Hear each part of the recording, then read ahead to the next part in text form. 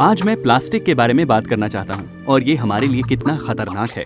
हम में से किसी के लिए भी अपने जीवन से प्लास्टिक को पूरी तरह से बाहर निकालना व्यावहारिक रूप से असंभव होगा, लेकिन मुद्दा ये है कि हम इसे कितना कम कर सकते हैं। अपने माइक्रोवेव में एक प्लास्टिक के कंटेनर में खाना गर्म करना, या आप प्लास्टिक के प्लेट या प्लास्टिक के कंटेनर में गर्म भोजन डाल सकते हैं और उस गर्मी से रसायनों का रिसाव शुरू हो जाता है आपके उसी भोजन में। और यही कारण है कि आज हम में से कई लोगों में हार्मोनल असंतुलन पाया जाता है। पीसीओडी से लेकर डिम्ब ग्रंथि की समस्याओं तक। मेरा मानना है कि स्तन कैंसर, पेट के कैंसर, प्रोस्टेट कैंसर भी इसी दायरे में आते हैं।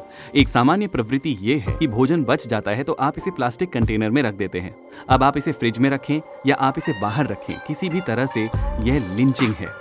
Number 2, microwave safe. यह भी एक भ्रम है। क्या आप अपना पानी कांच की बोतलों या स्टेनलेस स्टील में रख सकते हैं? सबसे बेहतर तो तांबे के बर्तन हैं। अपने खाने पीने की चीजें स्टेनलेस स्टील के कंटेनर या कांच के कंटेनर में रखना शुरू करें। होम डिलीवरी खाद्य कंपनियों को समय पर काम करना होता है, इसीलिए यह सीधे उस पैन से उच्च तापमान पर एक प्लास्टिक कंटेनर में सीधे आपके दरवाजे पर पहुंचाई जाती है। क्या आप कल्पना कर सकते हैं कि इस तरह आपके भोजन में कितनी मात्रा में विषाक्त पदार्थ और रसायनों का रिसाव हुआ है?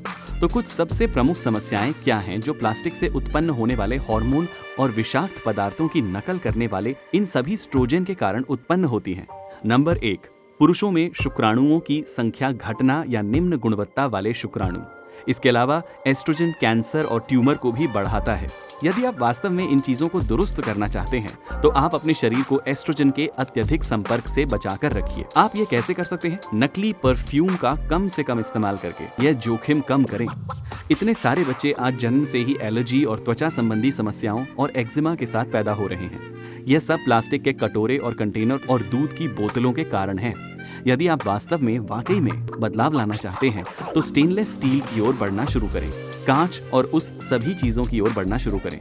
मेलामाइन ठीक है, सिरेमिक ठीक है, लेकिन आपको याद रखना होगा कि इनकी चमक दमक अकार्बनिक भारी धातुओं से युक्त होती है। लोग स्टायरोफोम कप में या प्लास्टिक के कप में गर्म पेय पीते हैं। जब आप स्टायरोफोम या प्लास्टिक में एक गर्म तरल डालते हैं तो आप उस पेय में रसायन घोल रहे होते हैं और आप उस पेय के जरिए उसे अपने शरीर के अंदर ले रहे होते हैं। आइए अगले 6 से 7 दिनों में कोशिश करें कि जितना हो सके प्लास्टिक आधारित चीजों के जोखिम को जितना हो सके कम करें।